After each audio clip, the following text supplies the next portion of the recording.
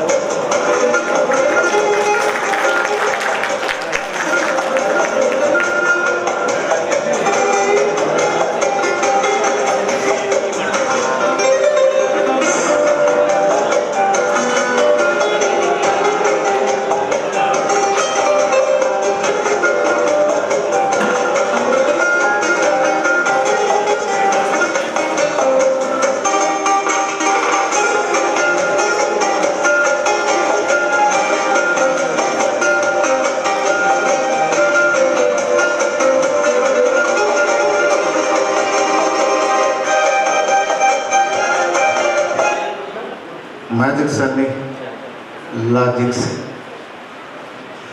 లాజికల్గా సాగిపోయే magic show begin అవ్వగానే ఒక చిన్న చిట్టి వచ్చేస్తుంది, సార్ వచ్చేస్తున్నారు. కంటిన్యూ చేయాలా ఆపేయాలా తెలియదు. కానీ విచిత్రం ఏముందంటే మ్యాజిక్లో చూస్తున్న కొద్దీ చూసేయాలి అనిపిస్తుంటుంది. ఎక్కడ కావాలో అక్కడ ఆపేయాలి అని అంటే ఆపేయడానికి కూడా అవకాశం ఉంది. జనరల్గా ఆ మ్యాజిక్స్ ఎట్లా ఉంటాయంటే మా వాటికి మేము మ్యాజిక్ చేసుకుంటూ వెళ్ళిపోతుంటే మీరు సినిమా చూసినట్టుగా అనిపిస్తుంది. అలా కాకుండా అసలు మా ఇన్వాల్వ్మెంట్ లేదురా, వాడు ఏమేమో చేసుకుంటూ వెళ్ళిపోయాడు, మజా లేదు అనిపిస్తుంది. నాకు ఇప్పుడే అనిపిస్తుంది అంటే మీ ఇన్వాల్వ్మెంట్ ఉంటే ఆ మజా డబుల్ అవుతుంది. ఎవరన్నా మేడమ్స్ వేదిక మీదకి రాగలరా? లేకపోతే మన మిత్రులు ఎవరైనా యంగ్స్టర్స్ కుర్రాడు, అందుకనే అంటాడు తొందరగా ఎవరు వచ్చారు తొందరగా. నవీన్ అరేంజ్ సార్, కొత్త వాళ్ళు వస్తే ఇంకా మజా ఉంటుంది. సార్ నమస్తే, ఏం పేరు సార్? సాయిబాబా. సాయిబాబా కదా. ఈ డబ్బులు సాయిబాబాకి కాదు, ఎవరు అడిగితే వాళ్ళకి ఇచ్చినా కానీ ఉపయోగం లేదు. డబ్బులు ఎందుకైనా ఇక్కడ పెడతా, తీసుకుపోదురు కానీ పెడతారా. నా దగ్గర 2 బాక్సెస్ ఉన్నాయి. It's called 2 box mystery. పాత రోజుల్లో ఏముండేదంటే మహాభారత కాలం నాడు శకుని దగ్గర ఇలాంటి డై ఉండేది, పాచిక అనేవాళ్ళు దాన్ని. ఇప్పుడు దీన్ని ఇలా పెడితే 2 సాయి నీ ఇష్టం వచ్చిన నంబరు టాప్లో పెట్టుకునేలాగా పెట్టుకొని మీ వాళ్ళందరికీ చూపించిన తర్వాత మూసేసుకుని నా దగ్గర తీసుకురా. నువ్వేం నంబర్ పెట్టావో తీసుకో, వాళ్ళ హెల్ప్ తీసుకోవచ్చు, నా హెల్ప్ మాత్రం తీసుకోకూడదు.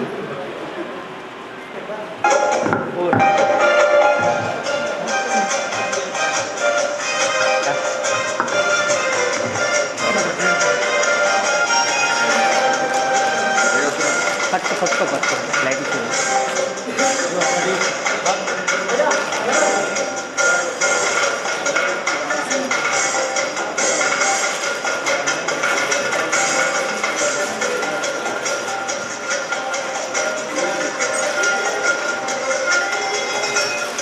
సాయిబాబా గారు మన ముందు ఉన్నారు. సాయిబాబా గారు ఒక నంబరు ప్లేస్ చేశారు. అదొక little box and big box mystery. దీంట్లో ఒక డై ఉంది. ఆ డై ఏ నెంబర్ పెట్టాడో నాకు తెలియదు. అదే జనరల్గా నేనేం చేస్తాను అంటే నేను ఆ నంబరు చెప్పడానికి ప్రయత్నం చేస్తాను. ఓకేనా? కొంచెం ముందుకు రండి సార్.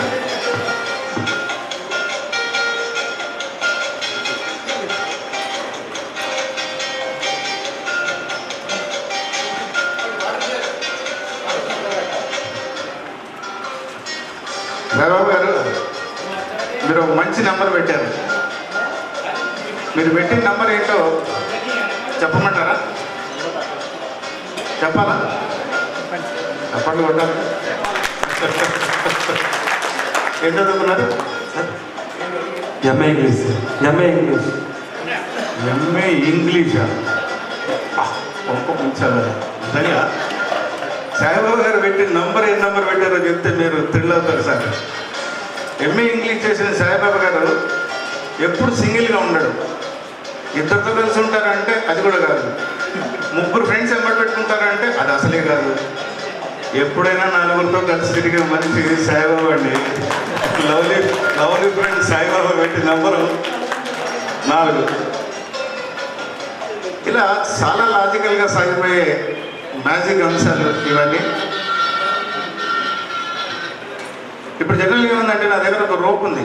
చాలామంది ఎక్కడైనా షోకి వెళ్ళిపోయినప్పుడు ఏమడుగుతారు అంటే, రంగనాథ్ గారు మీరు బ్లేడ్లు తింటారా, కళ్ళ గత్తుడు స్కూటర్ నడుపుతారా, వాటర్ ఆఫ్ ఇండియా చేస్తారా, పేపర్లో చెప్పుతారా, పౌరాలు తెప్పిస్తారా అని అడుగుతారు.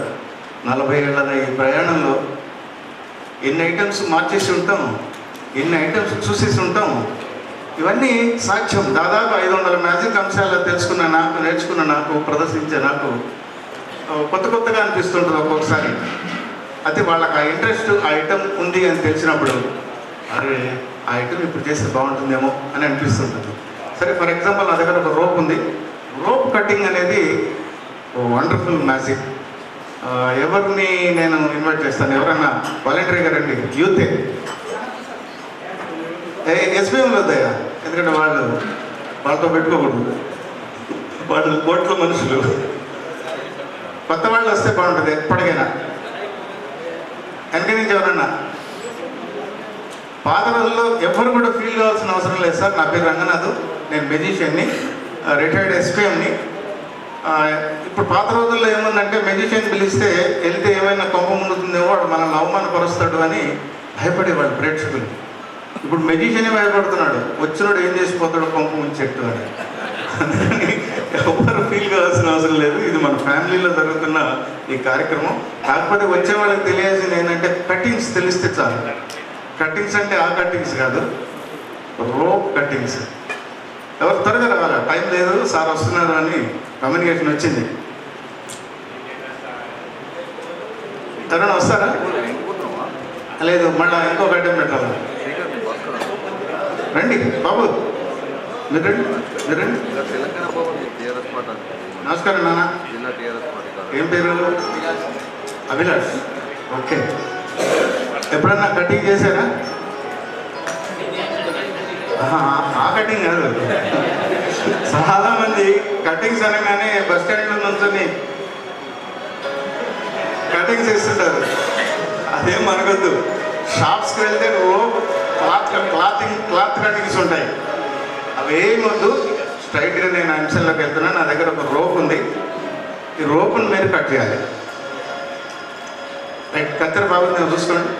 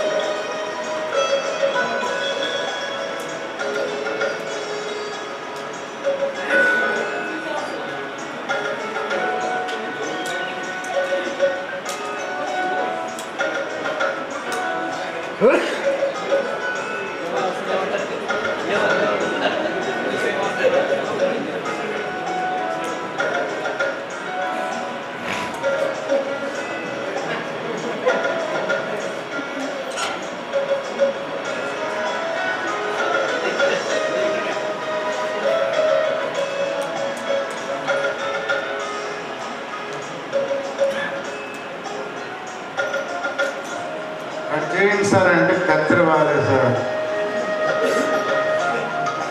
ఒకటి అది కూడా కావచ్చు.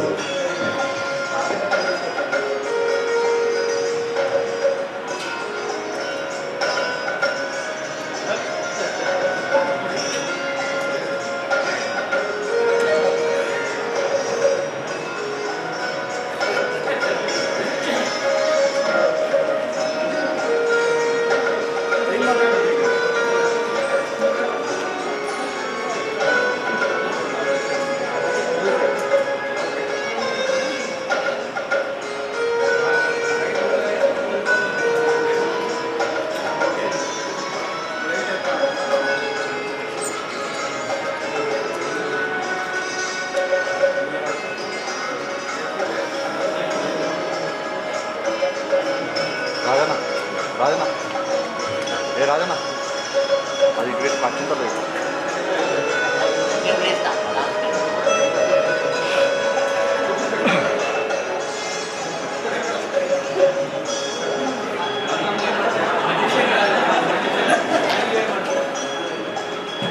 ఇందా నేను చెప్తే మీరు నమ్మటం లేదు. ఎందుకంటే పాత రోజుల్లో అయితే ఆడు భయపడాడు, ఇప్పుడు వీడు భయపడుతున్నాడు. ఆడేం చెప్తాడు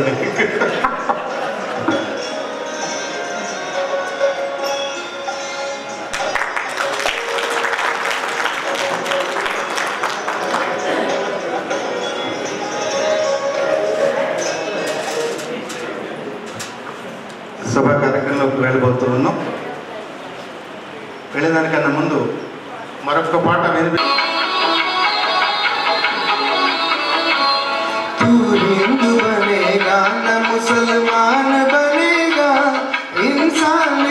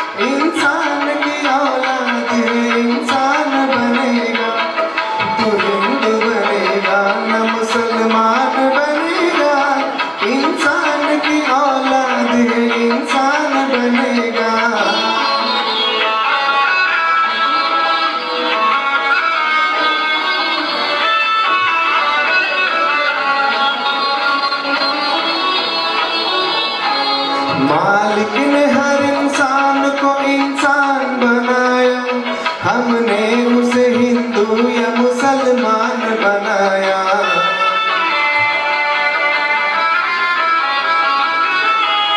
मालिक ने हर इंसान को इंसान बनाया, हमने उसे हिंदू या मुसलमान बनाया।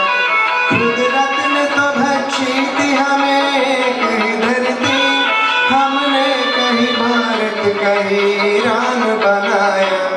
जो तोड़ दे हर बंधु वो तूफान बनेगा, इंसान की औलाद है इंसान बनेगा।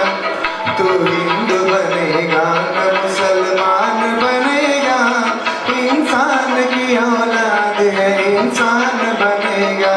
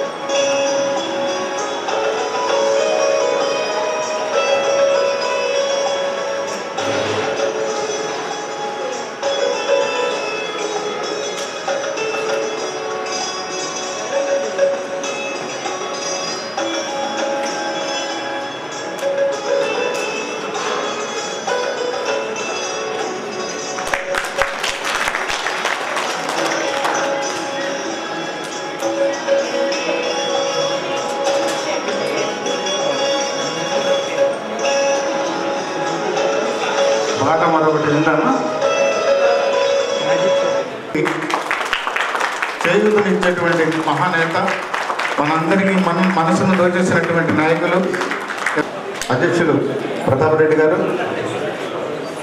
అందరూ కూర్చోండి సార్. సెక్రటరీ షేక్ హుస్సేన్ గారు, అలాగే ట్రెజరర్ మోహన్ దాస్, మన ప్రియతమ నేత కళ్ళతో చూసి వారికి వెన్ను దన్నుగా నిలిచి నిజామాబాద్ని ఢిల్లీ ముఖ చిత్రం మీద నిలిపించినటువంటి మహానేత ఎవరు?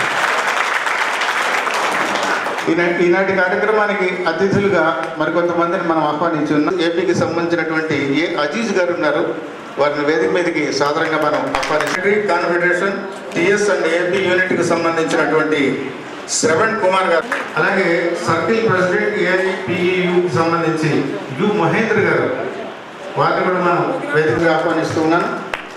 ఏఐఆర్కి సంబంధించి జ్యోతిరాజు గారిని కూడా వేదిక మీదకి రావాల్సిందిగా ఆహ్వానిస్తున్నాము. దాని వెనుకున్నటువంటి ఆంతర్యాన్ని తెలియజేయాల్సిందిగా ప్రతాప్ రెడ్డి గారిని కోరుతూ ఉన్నాను. అధినేత గారు, గౌరవనీయులు పెద్దలు అరవింద్ గారు, అజీత్ జనరల్ సెక్రటరీ గారు, Suresh Kumar assistant general secretary గారు, ఐటీటీ మన్నేష్ గారు, నాతోటి నిజామాబాద్ జిల్లా ఆల్ ఎంప్లాయీస్ డివిజనల్ సెక్రటరీస్, నాతోటి సోదరిమల్లారా, ఈరోజు ముఖ్య ఉద్దేశం ఏంటంటే మనకు నిజామాబాద్ జిల్లాలో సెంట్రల్ గవర్నమెంట్ హెల్త్ హాస్పిటల్ లేదు. ఆంధ్రప్రదేశ్ తెలంగాణ బైఫర్కేషన్ అయిన తర్వాత ఆంధ్రలో 7-8 సీజీఎస్ హాస్పిటల్స్ అయినాయి. విశాఖపట్నం, నెల్లూరు, తిరుపతి, గుంటూరు, కాళహస్తి అక్కడ అయినాయి. వేరే తెలంగాణలో ఇవరకు ఒక్కటి కూడా కాలేదు. బైఫర్కేషన్ అయిన తర్వాత తెలంగాణ ఓన్లీ వరంగల్లో మన 6 months బ్యాక్ ఒకటైంది. కాబట్టి దాని విషయంలో మన గవర్నమెంట్ ఎంపీ అరవింద్ గారు మన సర్వమెంట్ ఎంప్లాయీ నిజామాబాద్ తరఫున ఒక మెమోరం ఇవ్వడం జరిగింది. దాని మీద సార్ పర్మిషన్ కూడా జరిగింది. బిఫోర్ ఎలక్షన్ పర్మిషన్ జరిగింది. సార్ మీతో మా ఒక్క రిక్వెస్ట్, ఇప్పుడు ఈ రోజు సభ పెట్టి ముఖ్య కారణము సర్వమెంట్ హాస్పిటల్ నిజామాబాద్ కావాలా, మీరు తప్పకుండా చేయాలని మనం కోరుకుంటున్నాము. అదేవిధంగా ఇక్కడ ఆదిలాబాద్, నిర్మల్, మంచిర్యాల, జగిత్యాల, కామారెడ్డి ఇంటి జిల్లాలోనే సార్ ఈ జిల్లాలో అందరికీ నిజామాబాద్ సర్వమెంట్ అందరు కన్సల్ట్ ఇవ్వడం జరిగింది. సార్ మీరు 7 ఎమ్మెల్యే కాన్స్టిట్యూషన్ 7 ఎమ్మెల్యేలు కూడా మీ ఆధ్వర్యంలో ఉన్నాయి కాబట్టి అందులో మేమందరం సభ్యులు, మేమందరం ఓటర్సమే. మీరు ఏ విధంగా అయితే ఫస్ట్ కోటెత్తిలో ఏ విధంగా నవోదయ స్కూలు 2 నవోదయ స్కూలు ఒక పార్లమెంట్ కాన్స్టిట్యూషన్లో 2 నవోదయ స్కూలు ఇండియాలో ఎక్కడ పరిగణించలేదు. అదే మాదిరిగా మా నిజామాబాద్ కూడా వెల్నెస్ సెంటర్ తెచ్చి మా అందరినీ తెలంగాణ మీ పేరు జ్ఞాపకం చేసుకోవాలని చెప్పి మనస్ఫూర్తిగా కోరుకుంటూ ముగిస్తుంది.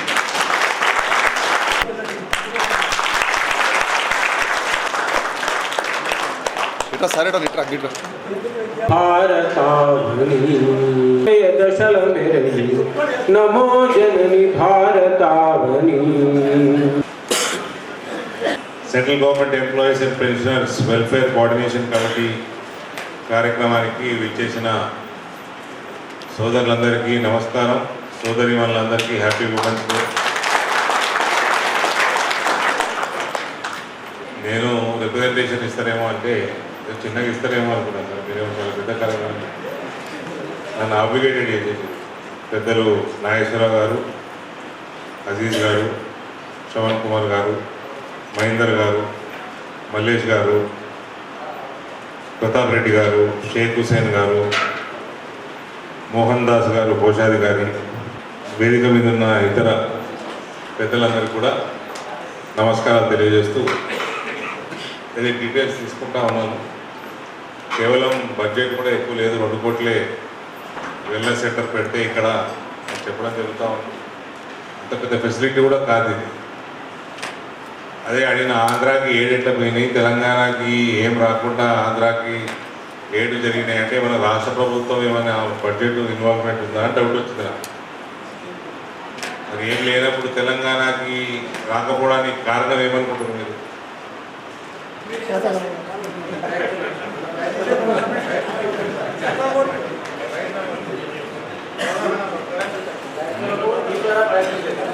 వరంగల్ ఉందా? హైదరాబాద్లో ఎక్కువ ఉన్నట్టు. హైదరాబాద్లో 13 ఉన్నాయి. సరే మనకి అయిపోయినాయి. అందుకని ఆంధ్రాకి బ్యాలెన్స్ చేస్తున్నాం. కాబట్టి మన ఉత్తర తెలంగాణకు ఒకటి మాత్రం రావాలి. అది తప్పకుండా మన హిందువులు సెంటర్ అవుతుంది కాబట్టి ఉత్తర తెలంగాణకి ఇక్కడికి వెల్నెస్ సెంటర్ తీసుకొచ్చే బాధ్యత నేను తీసుకుంటాను. మీ అందరూ మాటిస్తున్నాను.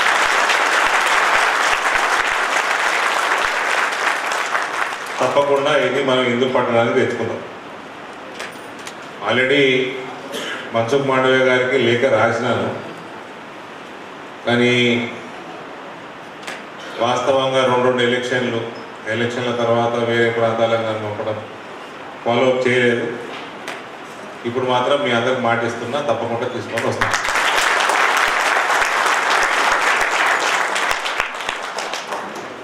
కొద్దిగా పార్టీ అనుకో మా సునీల్ బన్సల్ గారు, మా జాతీయ ప్రధాన కార్యదర్శి, మా రాష్ట్ర ఇన్ఛార్జ్ రావడం జరిగింది. వాళ్ళ పొద్దున ఆయన అనుకోకుండా కొన్ని కార్యక్రమాలు పెట్టిండు. కాబట్టి మీ అందరినీ తొందర పెట్టిన నేను ఏమనుకోకండి దయచేసి. బయలుదేరి హైదరాబాద్ పోయేది అనుకోని ప్రోగ్రాం వచ్చింది. పెద్ద సంఖ్యలో వేరే జిల్లాల నుంచి కూడా వచ్చిండ్రు చాలామంది ఎంప్లాయీస్ అని తెలుస్తూ ఉంది. అందరికీ కూడా ధన్యవాదాలు. ఇంత దూరం రావడం ఈ ఎండలో.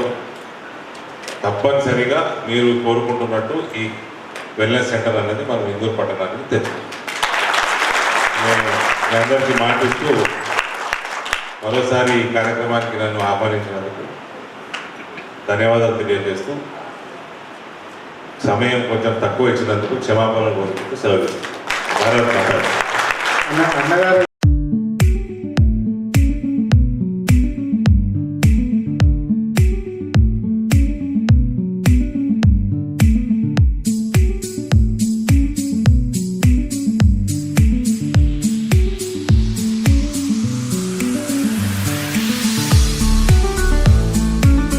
సంఖ్య అనేది మన నంబర్ అనేది ఎన్హాన్స్ అయింది వాళ్ళ వల్ల.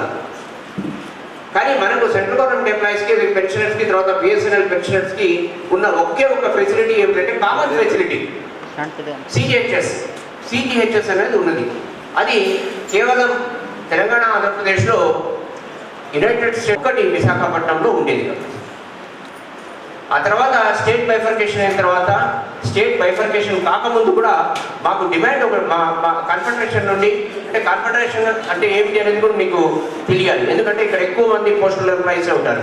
ఎందుకంటే ఈ డిస్ట్రిక్ట్ సెంటర్స్లో పోస్టల్ ఆర్గనైజేషన్ ఒకటి ఉంటుంది, చాలా big organisation. At the same time income tax, central excise departments ఉంటాయి. కానీ వీళ్ళకు కోఆర్డినేషన్ ఎక్కడ ఉంటుంది. కానీ స్టేట్ లెవెల్లో మా కోఆర్డినేషన్ కమిటీ ఉంది. ఆ కోఆర్డినేషన్ కమిటీయే confederation of central government employees and workers. Senior comrades అందరికీ కాన్ఫెడరేషన్ పేరు తెలిసి ఉంటుంది, ఎందుకంటే మూమెంట్స్లో ఉన్నారు కాబట్టి. సెంట్రల్ గవర్నమెంట్లో అన్ని డిపార్ట్మెంట్స్లోని యూనియన్లు అన్నీ కలిపి ఫెడరేషన్గా ఉన్నాయి, అది కాన్ఫెడరేషన్. సో హైదరాబాద్లో కాన్సన్ట్రేట్ అయ్యి ఉన్నాయి కాబట్టి సెంట్రల్ గవర్నమెంట్ ఆర్గనైజేషన్స్ అన్ని 13 డిస్పెన్సరీస్ సెంట్రల్ గవర్నమెంట్ ఆధ్వర్యంలో హైదరాబాద్లో కాన్సన్ట్రేట్ అయ్యి ఉండేవి. ఒకటి విశాఖపట్నంలో ఉంది. అప్పుడే వరంగల్ ఇంకొక పెద్ద సెంటర్, సెంట్రల్ గవర్నమెంట్ ఎంప్లాయీస్ ఎక్కువ మంది ఉన్న another centre is Warangal. So వరంగల్లో సిజిహెచ్ఎస్ వెల్నెస్ సెంటర్ కావాలని దాదాపుగా మేము 9 ఏళ్ల నుండి స్ట్రగల్ చేస్తున్నాం. ఎందుకు? మనకున్న ఫెసిలిటీ ఒక్కటే సిజిహెచ్ఎస్, అది ఓపీ ఉంటుంది, అంటే అవుట్ పేషెంట్ ట్రీట్మెంట్ ఉంటుంది కాబట్టి. లేకపోతే ఏదైనా మేజర్ ప్రాబ్లం వస్తే మనకు ఎంపానల్డ్ హాస్పిటల్స్ ఉన్నాయి, అంటే CGHS recognised, central government recognised empanelled hospitals ఉన్నాయి కాబట్టి వాటిలో మనం వైద్యం చేయించుకోవచ్చు. We can get the facility of treatment from the empaneled hospitals. That is the facility of empaneled hospitals. All the empaneled hospitals are concentrated Hyderabad. ఇవన్నీ ఉన్నాయి. So అక్కడ దొరుకుతుంది. లేదు హైదరాబాద్ వదిలేస్తే, విశాఖపట్నం వదిలితే మిగిలిన సెంటర్స్లో సెంట్రల్ గవర్నమెంట్ ఎంప్లాయీస్కి ఏదైనా ప్రాబ్లం వస్తే, ఏదైనా ట్రీట్మెంట్ కావాలంటే ఏం చేయాలి అంటే సిఎస్ఎంఏ రూల్స్ ప్రకారము మనం ట్రీట్మెంట్ చేయించుకుంటాం.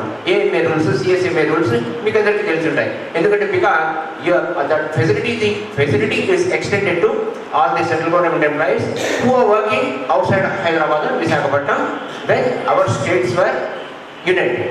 అది ఈరోజు కూడా మీకు ఏదైనా ఫెసిలిటీ కావాలంటే, మీరు రీయింబర్స్మెంట్ ఏదైనా చేసుకోవాలంటే, ట్రీట్మెంట్ తీసుకోవాలంటే సిఎస్ఎంఏ రూల్స్ ప్రకారమే తీసుకోగలరు. రీయింబర్స్మెంట్ కోసం అప్లై చేసుకోగలరు. అది ఫెసిలిటీ. కానీ ఓపీ ట్రీట్మెంట్ ఉండదు. ఓపీ పేషెంట్కి మీకు డిస్పెన్సరీలో ఏదైనా మందులు కావాలంటే, రెగ్యులర్గా బీపీ, షుగర్ లాంటివి ఏదైనా ట్యాబ్లెట్స్ కావాలంటే వెల్నెస్ సెంటర్ లేదు కాబట్టి అవి మీరు కొనుక్కోవాలి, రీయింబర్స్మెంట్ కోసం పెట్టుకోవాలి. ఇది చాలామంది ఆ పని ఏం చేయరు, ఎందుకంటే అది అంత ఈజీ కాదు. మీ హెడ్ ఆఫ్ ది ఆఫీసర్స్ అంత ఈజీగా వాటిని పాస్ చేయరు కాబట్టి బిల్స్ని, అది అంత ఈజీగా ఉండదు. ఎవరెంతకు వాళ్ళు స్పెండ్ చేస్తుంటారు మందుల మీద. అవునా కదా? ఇదంటే నేను చెప్తున్నది మీకు అర్బన్ మిగిలిన రూరల్ ఏరియాస్లో ఉన్న వాళ్ళందరూ చేయాల్సిన పని ఇదే.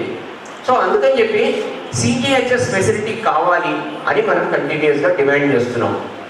సిజిహెచ్ఎస్ ఫెసిలిటీ ఉన్న చోట ప్రతి ఒక్కరికి సబ్స్క్రిప్షన్ డిడక్ట్ అవుతుంటుంది, శాలరీలోనే డిడక్ట్ అవుతుంటుంది. అందుకే వాళ్ళకి ఆ ఫెసిలిటీ ఉంది. ఈ సిజిహెచ్ఎస్ ఫెసిలిటీ ఎవరెవరికి ఉంటుందంటే, ఒకటి వర్కింగ్ ఎంప్లాయీస్కి, వాళ్ళ ఫ్యామిలీ మెంబర్స్కి, అదే పెన్షనర్స్కి, వాళ్ళ ఫ్యామిలీ మెంబర్స్, ప్లస్ ఫ్రీడమ్ ఫైటర్స్కి, ఆ తర్వాత ఎంపీలకి, మెంబర్స్ ఆఫ్ పార్లమెంట్, వీళ్ళకి కూడా ఈ ఫెసిలిటీ ఉంటుంది. ఇందులో ముఖ్యంగా పెన్షనర్స్కి చాలా అవసరం. ఏజెంటే పెన్షనర్స్కి చాలా అవసరం. ఎందుకంటే ఈ రోజున దేశంలో, భారతదేశంలోనే వైద్యం అనేది కొనుక్కునే ఒక వస్తువు అయిపోయింది. It's a commodity to purchase. అలా వైద్యం తయారైంది. మీకు ఎక్కడ కూడా గవర్నమెంట్ హాస్పిటల్స్లో ఫెసిలిటీస్ బాగుండవు కాబట్టి, లేకపోతే బాగా లేకుండా చేశారా అన్నది కూడా మనం ఆలోచించుకోవచ్చు. ఆ ఫెసిలిటీ బాగుండదు కాబట్టి మనము ప్రైవేట్ హాస్పిటల్స్ పొందుతున్నాం. ప్రైవేట్ హాస్పిటల్స్లో ట్రీట్మెంట్కి ఒక రేట్ అంటూ ఉండదు, ఒక లిమిట్ అంటూ ఉండదు, ఒక హద్దు అంటూ ఉండదు. ప్రైవేట్ హాస్పిటల్స్ పూర్తిగా వాళ్ళ ఇష్టానుసారము ఏ ప్రాబ్లంకైనా, ఏ సమస్యకైనా, ఏ ట్రీట్మెంట్కైనా వాళ్ళ ఇష్టానుసారం వాళ్ళు వసూలు చేస్తున్నారు. దాన్ని కంట్రోల్ చేయాల్సింది ఎవరంటే గవర్నమెంట్. అన్ఫార్చునేట్లీ ఏ గవర్నమెంట్ కూడా అటువైపుగా ఆలోచించడం లేదు. స్టేట్ గవర్నమెంట్ ప్రజలందరికీ ఆరోగ్యశ్రీ పథకం పెట్టింది. సెంట్రల్ గవర్నమెంట్లో అటువంటి పథకాలు ఉన్నాయి. కానీ మనం ఎవరు కూడా అటువంటి ట్రీట్మెంట్ తీసుకోవడానికి రెడీ లేము. ఎందుకు లేము అంటే, మనం ఆల్రెడీ సబ్స్క్రైబర్స్ కాబట్టి, సిహెచ్ఎస్ ఫెసిలిటీ ఉంది, సిఎస్ఎంఏ రూల్స్ ఉన్నాయి కాబట్టి మనం తీసుకోము. అందుకని చెప్పి ఈ ఓపీ ట్రీట్మెంట్ కోసము, అదేవిధంగా ఎంపానల్డ్ హాస్పిటల్స్లో ట్రీట్మెంట్ కోసము మనకు సిహెచ్ఎస్ ఫెసిలిటీ ఉండడం చాలా అవసరము. అది మనం కంటిన్యూగా పెర్సిస్టెంట్గా మనం డిమాండ్ చేయాలి. దీనికి సిహెచ్ఎస్ వెల్నెస్ సెంటర్ రావాలంటే ఏం చేయాలి, అది ఇంపార్టెంట్. ఎందుకంటే గవర్నమెంట్, ఇందాక మన మిత్రులు చెప్పారు, ఆంధ్ర తెలంగాణ బైఫర్కేట్ అయిన తర్వాత ఆంధ్రప్రదేశ్లో 7 వచ్చాయి. విశాఖపట్నం 1, రాజమండ్రి, గుంటూరు, నెల్లూరు, తిరుపతిలో ఇంకా రాలేదు. విజయవాడ ఉంది, విజయవాడ వచ్చింది. ఇక్కడ ఏంటంటే పిఎన్టీ డిస్పెన్సరీస్, మీకు తెలుసు పిఎన్టీ, ఇక్కడ పోస్టల్ ఎంప్లాయీస్ ఎక్కువ ఉన్నారు కాబట్టి మీకు ఐడియా ఉంటుంది. పిఎన్టీ డిస్పెన్సరీస్ ఉన్నవి వాటిని సిజిహెచ్ఎస్లో కన్వర్ట్ చేశారు అంతే. అక్కడ కూడా వెల్నెస్ సెంటర్ కొత్తది రాలేదు. This is a fact. కాబట్టి ఆంధ్రప్రదేశ్ అయినా తెలంగాణ అయినా కూడా ఏదైనా కూడా గవర్నమెంట్ కొత్తగా ఫెసిలిటీ ఇవ్వడము అనేది పూర్తిగా బంద్ చేసేసింది. అక్కడ ఉన్న పిఎన్టీ డిస్పెన్సరీస్ని కన్వర్ట్ చేశారంతే, కొత్త సిహెచ్ఎస్ వెల్నెస్ సెంటర్స్ కావు. సో ఈ ఆంధ్రప్రదేశ్ కానివ్వండి, తెలంగాణ కానివ్వండి, ఏది కూడా వెల్నెస్ సెంటర్ కొత్తది ఇంతవరకు ఎస్టాబ్లిష్ కాలేదు. ఒక్క విజయవాడలో మాత్రమే అయింది కొత్త వెల్నెస్ సెంటర్. అవుతుంది కాబట్టి తెలంగాణ రీజియన్లో ఉన్న 13 డిస్పెన్సరీస్ ఉన్నాయి. టోటల్ ఆంధ్రప్రదేశ్కే ఉండేవి, దాంట్లో 13 డిస్పెన్సరీస్ హైదరాబాద్లో ఉన్నాయి. ఎవరికైనా ట్రీట్మెంట్ కావాలంటే ఇక్కడ కూడా చాలామంది ఉంటారు. కరీంనగర్ నుండి, ఆదిలాబాద్ నుండి రెగ్యులర్గా వాళ్ళు హైదరాబాద్లో ఒక అడ్రస్ తీసుకొని అక్కడ సిజిహెచ్ఎస్ ఏదో ఒక డిస్పెన్సరీలో సబ్స్క్రిప్షన్ తీసుకొని, అంటే అక్కడ మెంబర్ అయ్యి ఉండి అక్కడ నుంచి 2 నెలలకు 3 నెలలకు వెళ్ళి మందులు తెచ్చుకోవడం. కానీ అది కరెక్ట్ కాదు. అంటే అవర్ ఈ CGHS rules won't allow to do this. ఇది అలౌ చేయము. కానీ డాక్టర్స్ అడిషనల్ డైరెక్టర్ దగ్గర నుండి అందరికీ తెలుసు ఇతను కరీంనగర్లో ఉన్నాడు, ఇతను నిజామాబాద్లో ఉన్నాడు అని. కానీ సిజిహెచ్ఎస్ ఫెసిలిటీ ఉండాలి కాబట్టి అడిషనల్ డైరెక్టర్ దగ్గర నుండి గ్రూప్ టీ ఎంప్లాయీస్ వరకు ప్రతి ఒక్కరు కూడా దీన్ని ఎంకరేజ్ చేస్తున్నారు. కాబట్టి ఇక్కడ నిజామాబాద్లో కూడా చాలామంది ఉన్నారు. నిజామాబాద్ ఎందుకంటే నాకు రెగ్యులర్గా నా టచ్లో ఉంటారు. కరీంనగర్ నుండి వెళ్ళి 2-3 నెలలకు వెళ్ళి మందులు తీసుకొని వస్తారు. ఏదైనా ప్రాబ్లం వస్తే ఇక్కడ ఎమర్జెన్సీలో అడ్మిట్ అయితే వాళ్ళకు రెఫరెన్స్ అవసరం లేదు కాబట్టి తీసుకొని అటువంటి వైద్యం తీసుకొని రీఎంబర్స్మెంట్ కూడా తీసుకుంటుంటారు. కానీ అది అందరికీ సాధ్యం కాదు. టు బి ఫ్రాంక్, అది అందరికీ సాధ్యం కాదు. ఒక అడ్రస్ తీసుకొని అక్కడ ఉండి 2-3 నెలలకు ఒకసారి పోవడము ఇవన్నీ అందరికీ అంత ఈజీ కాదు. కాబట్టి ప్రతి ఏరియాలోనూ దగ్గర ఉన్న ఏరియాలో ఒక డిస్పెన్సరీ కావాలనేది మనం కాన్ఫెడరేషన్గా డిమాండ్ చేస్తున్నాం.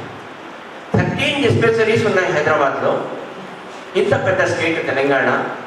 హైదరాబాద్ ఎంత దూరమో మీకు అందరికీ తెలుసు. కరీంనగర్ ఎంత దూరమో తెలుసు. ఎమర్జెన్సీలో నిజామాబాద్ అయినా కూడా దూరమే హైదరాబాద్కి. ఫెసిలిటీ కావాలన్నప్పుడు ఎమర్జెన్సీ కానివ్వండి, ఇంకొకటి కానివ్వండి, ఈవెన్ బీపీ రైజ్ అయినా కూడా మనం ఇమ్మీడియట్గా వెళ్ళిపోవాలి డాక్టర్ దగ్గరికి. అదర్వైజ్ అది it will become a fatal for the individual. అందుకని ఇమ్మీడియట్గా పోవాలి. అటువంటిప్పుడు 13 డిస్పెన్సరీస్ అన్నీ హైదరాబాద్లోనే కాన్సన్ట్రేట్ కావడం అనేది కరెక్ట్ కాదనేది కాన్ఫెడరేషన్ ఉద్దేశం. నిజమో కాదా? అది తప్పది. అందుకని వరంగల్లో అడిగాము. అదేవిధంగా కరీంనగర్ ఉండి ఖమ్మం, నిజామాబాద్లో మనం డిమాండ్ చేస్తున్నాం. ఈ డిమాండ్ ఎందుకు చేస్తున్నాము? దీనిపైన ఒక లెజిటిమేట్ ఆర్గ్యుమెంట్ కూడా ఉండాలి. ఊరికే డిమాండ్ చేస్తే వచ్చేస్తాయని కాదు.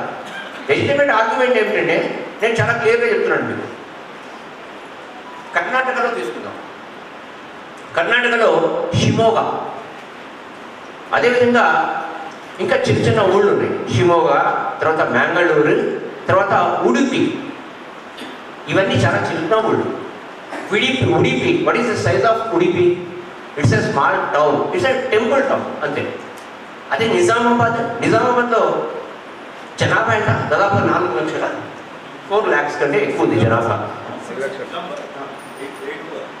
8 लाख की आबादी है निज़ामाबाद में.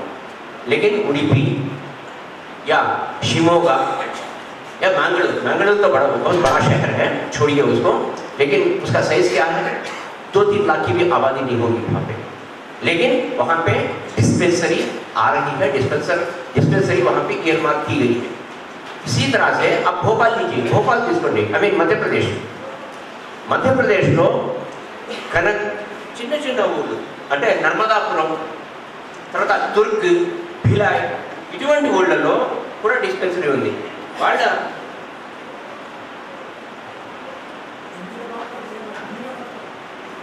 భిలాయ్, తుర్క్, నర్మదాపురం, భోపాల్ ఇవి చిన్న ఊళ్ళు. అదేవిధంగా గ్వాలియర్ అనేది సెంటర్గా మనకు అనిపించవచ్చు. కానీ జనాభా రీత్యా వరంగల్కో లేకపోతే కరీంనగర్కో నిజామాబాద్ కంటే చిన్న ఊళ్ళు. కానీ ఇక్కడంతా డిస్పెన్సరీస్ కొత్త డిస్పెన్సరీస్ స్టార్ట్ చేస్తున్నారు. అదేవిధంగా కేరళ అంత చిన్న స్టేట్, అక్కడ 3 సెంటర్స్లో కొత్త డిస్పెన్సరీస్ స్టార్ట్ చేస్తున్నారు.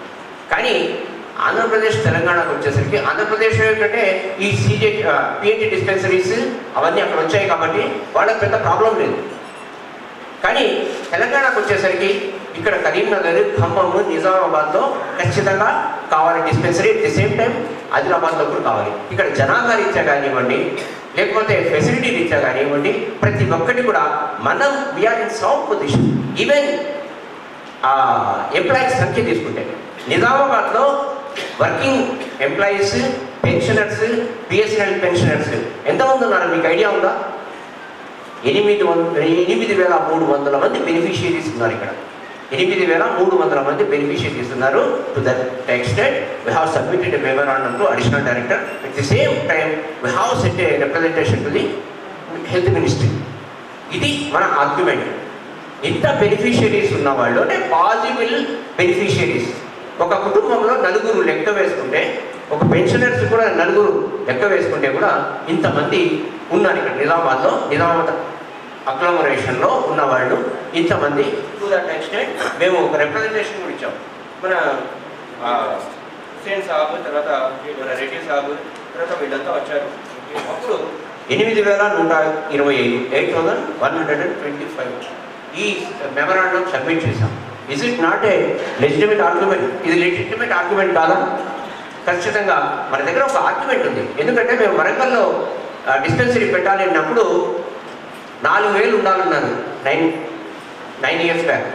మేము రిప్రజెంటేషన్ ఇచ్చి అన్ని ఆఫీసెస్ నుండి ఎట్లా ఇప్పుడు డిపార్ట్మెంట్ ఆఫ్ పోస్ట్ ఉంది, ఇన్కమ్ ట్యాక్స్ డిపార్ట్మెంట్ ఉంది, డిపార్ట్మెంట్ హెడ్ దగ్గర నుండి హెడ్ ఆఫ్ ఆఫీస్ నుండి మేము ఒక లెటర్ తీసుకున్నాము మా ఆఫీస్లో ఇంతమంది పనిచేస్తున్నారని. అంతకంటే ప్రూవ్డ్ మెటీరియల్ ఇంకొకటి ఎవ్వరు గవర్నమెంట్ ఆఫ్ ఇండియాకి సమర్పించలేరు. అవునా? రిప్రజెంటేషన్ అనేది ఆ విధంగా మేము రిప్రజెంటేషన్ ఇచ్చాము. తర్వాత ప్రతి ఒక్క డిపార్ట్మెంట్ తీసుకున్నాము. తర్వాత పెన్షనర్స్ తీసుకున్నాము. BSNL pensioners PPO number, phone నెంబర్తో సహా తీసుకొని సబ్మిట్ చేశాము. అంటే ఎందుకంటే మేము ఊరికే ఫేక్ ఫిగర్స్ కూడా ఇవ్వచ్చు. బిఎస్ఎన్ఎల్ పెన్షనర్స్ ఎవరి దగ్గర కూడా బిఎస్ఎన్ఎల్ పెన్షనర్స్ ఈ ఊళ్ళో ఇంతమంది ఉన్నారు అని ఎవరి దగ్గర కూడా లెక్క ఉండదు. కౌంట్ ఎక్కడి నుంచి వస్తుంది? ఎక్కడో రిటైర్ ఈ ఊళ్ళో ఉండొచ్చు, ఇక్కడ ఉన్న వాళ్ళు రిటైర్ అయిపోయి బయటికి వెళ్ళిపోయిండొచ్చు, కానీ పీపీఓ నంబర్ రాదు. అంత ఈజీ కాదు. ఎంపీ గారు ట్రై చేస్తారు, ఎందుకంటే ఎంపీకి ఆ ప్రివిలేజ్ ఉంటుంది, ఆ ఇన్ఫ్లుయెన్స్ ఉంటుంది కాబట్టి ఎంపీ గారు ట్రై చేస్తారు. కానీ అట్ ది సేమ్ టైం ఆ డిమాండ్ అనేది మనలో కూడా ఉండాలి. మన దగ్గర డిమాండ్ ఉంటేనే మీకు డిస్పెన్సరీ వస్తుంది. అది గుర్తుపెట్టుకోండి. ఏ बात तो मैं आपसे साफ कहना चाहता हूँ, मंजिल तो मिलेगी, भटक कर ही सही, पर मंजिल तो हम पहुंचेंगे जरूर. మనకు డిస్పెన్సరీ అయితే ఖచ్చితంగా వస్తుంది, కానీ అంత ఈజీగా రాదు. మనం కంటిన్యూగా స్ట్రగల్ చేయాలి. దాంట్లోనూ డిమాండ్ అనేది లైవ్గా పెట్టాలి. మనం లైవ్గా డిమాండ్ పెట్టాలి. రేపు రమ్మంటే రాదు, అంటే ఇమీడియట్గా రమ్మంటే రాదు. అంత ఈజీ కాదు. గవర్నమెంట్ ఆఫ్ ఇండియాలో ఈ బడ్జెటరీ ప్రావిజన్ పెట్టాలి. బడ్జెటరీ ప్రావిజన్ పెట్టిన తర్వాత దాన్ని integrated finance department, ministry of finance ఇవన్నీ ఒప్పుకోవాలి. ఇంత ఉంటుంది. ఇది కేవలం ఏమిటంటే మనము స్ట్రగుల్ చేయాలి. At the same time with the help of MP మనము దీన్ని సాధించుకోవచ్చు. సో అందుకని సిహెచ్ఎస్ వెల్నెస్ సెంటర్కి మనము ఇప్పటి నుంచి స్ట్రగల్ చేయాలి. ఎటువంటి ప్రోగ్రామ్ అయినా చేయాలి. మేము పూర్తిగా మీకు తోడుంటాం కాన్ఫెడరేషన్గా. ఎందుకంటే ఇవన్నీ హైదరాబాద్లోనే అడిషనల్ డైరెక్టర్ ఆఫీస్ ఉంది కాబట్టి అడిషనల్ డైరెక్టర్ ఆఫీస్కే వీళ్ళని ముగ్గురిని తీసుకెళ్ళాము, ఒక రిప్రజెంటేషన్ ఇచ్చాము, డీటెయిల్గా డిస్కస్ చేస్తాము. కాబట్టి రావాలి. ఇంకొక విషయం వినండి. హైదరాబాద్లో కంచన్బాగ్ డిస్పెన్సరీ ఉంది. ఆ కంచన్బాగ్ డిస్పెన్సరీ ఎంత లోడ్ ఉంటుందంటే 12,000 కార్డ్స్ ఉన్నాయి.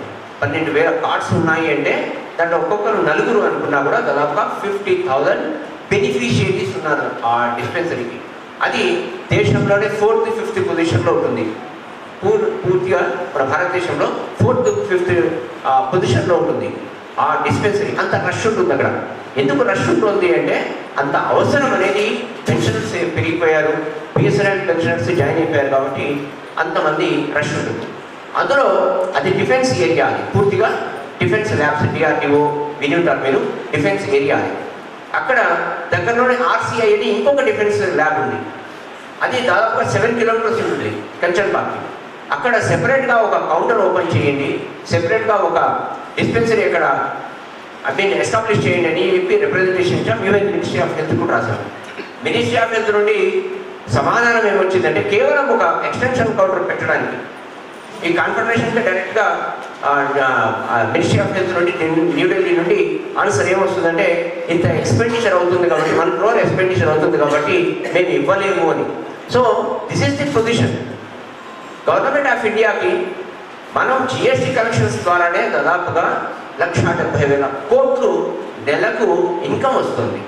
జిఎస్టీ కలెక్షన్స్ మీకు ఐడియా ఉంటుంది. టీడీఎస్ కలెక్షన్స్ వేరే ఉంటాయి, జిఎస్టీ కలెక్షన్స్ 1,70,000 కోట్ల రూపాయలు మన గవర్నమెంట్ ఆఫ్ ఇండియాకి వస్తుంది. కానీ మనకు సెంట్రల్ గవర్నమెంట్ ఎంప్లాయీస్కి 1 కోటి రూపాయలు సంవత్సరానికి స్పెండ్ చేయడానికి ఒక్కొక్క ఏరియాలో ఒక డిస్పెన్సరీ పెడితే ఇవన్నీ వచ్చేస్తాయి, ఐటమ్ వచ్చేస్తాయి. అంటే ఎక్స్పెండిచర్ ఎక్కువ అయిపోతుంది, ఇవన్నీ వస్తాయి. అందుకని చెప్పి మనము చాలా క్లియర్గా ఉండాలి. మన డిమాండ్ మీద క్లియర్గా ఉండి మనం డిమాండ్ చేస్తూనే ఉండాలి. అది దీంట్లో కేవలము కాన్ఫెడరేషనే కాదు, ఎన్జేసీఎం మీకు ఐడియా ఉంటుంది. నేషనల్ జేసీఎం సెక్రటరీ ఇప్పుడు శివగోపాల్ మిశ్రా కూడా ఇంటర్వ్యూన్ అయ్యారు. ఈ డిస్పెన్సరీస్ ఎస్టాబ్లిష్ చేయాలి. నేను ఈ విషయం కూడా ఎందుకంటే క్యాబినెట్ సెక్రటరీతో ఎన్జేసీఎంకి రెగ్యులర్ మీటింగ్స్ ఉంటాయి. రెగ్యులర్ మీటింగ్స్లో మినిట్స్ ఉంటాయి.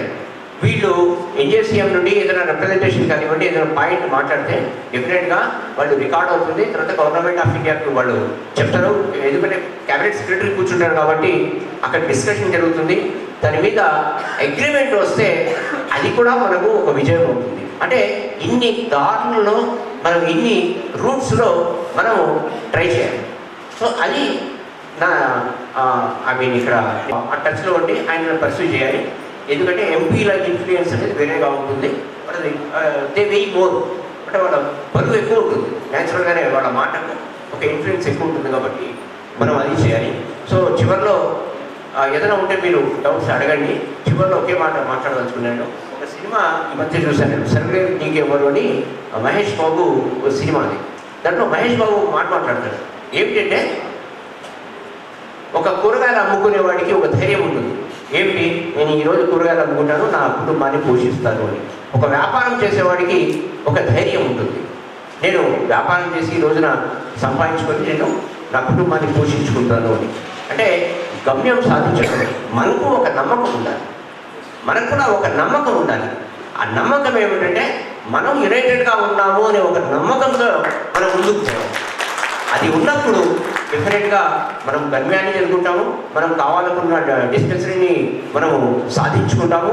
కాబట్టి మీకు ఎటువంటి సమస్య వచ్చినా కూడా హైదరాబాద్లో డిస్పెన్సరీకి కావాల్సిన అడిషనల్ డైరెక్టర్ ఆఫీస్ హైదరాబాద్లో ఉంది కాబట్టి అడిషనల్ డైరెక్టర్ ఈ రోజున కాన్ఫెడరేషన్ మీద ఎంత మనకు ఎంత ఇన్ఫ్లుయెన్స్ ఉందంటే కాన్ఫెడరేషన్కి మన యూనియన్కి ఎంత ఇన్ఫ్లుయెన్స్ ఉందంటే లోకల్ అడ్వైజరీ కమిటీస్ ఉంటాయి. ప్రతి ఒక్క డిస్పెన్సరీలోనూ లోకల్ అడ్వైజరీ కమిటీ ఉంటుంది. లోకల్ అడ్వైజరీ కమిటీలో ఒక working employee we achieve the wellness centre at Nizamabad. Thank you very much. అంతర్గతంగా మహిళా దినోత్సవం జరుపుకుంటున్న సందర్భంలో మహిళలు ఆర్ఫన్స్ అన్నా లేకపోతే అనాథలన్నా బోలెడంత ప్రేమాభిమానాలు కలిగి తన జీతంలో ఒక 25% పక్కన పెట్టి సేవా కార్యక్రమాలు కొనసాగిస్తున్న వారు ఎవరైనా ఉన్నారు అంటే అజీత్ గారిని సత్కరిస్తూ ఉన్నాం వేదికలో. సరే సార్. కామ్రేడ్ అజిత్ గురించి చెప్పాలా? అజిత్ గారు చాలా ఇన్ఫ్లుయెన్స్డ్ జనరల్ సెక్రటరీ పర్సన్. మన సీజీఎస్ గురించి 50% ట్రై చేస్తున్నాడు. సభాముఖం. అలాగే తర్వాత మహేంద్ర గారిని ఆహ్వానిస్తున్న అభిలాష్ గారు స్వాగతం సార్. సరే సార్.